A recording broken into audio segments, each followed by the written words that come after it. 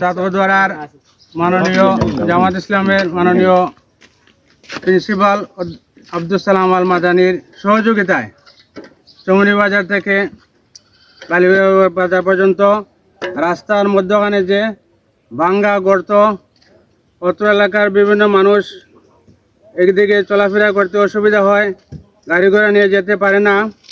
তাই প্রিন্সিপাল আব্দুল সালাম আল মাদানি চৌমনি বাজার জামাত ইসলামের ইউনিটের সহযোগিতায়, জামাত ইসলামের নেতাকর্মীদের সহযোগিতায় অত্র এলাকার এই ভাঙ্গাটা কাটাখালী খালে ব্রিজের উভয় পাশ ভরাট করার জন্য কিছু অনুদান দিয়েছেন।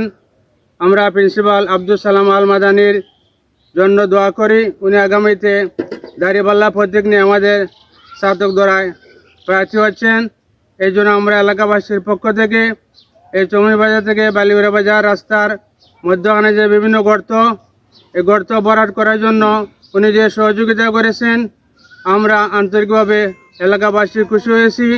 আগামী দিন ইনশাল্লাহ আমরা দাঁড়িপাল্লা প্রতীক ভোট দিয়ে আব্দুল সালাম আল মাদানিকে সংসদে পাঠিয়ে দেব।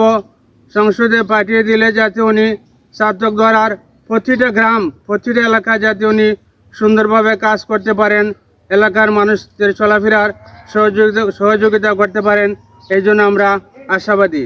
ধন্যবাদ। অত এলাকাবাসী সহ সবাইকে আসসালামু আলাইকুম।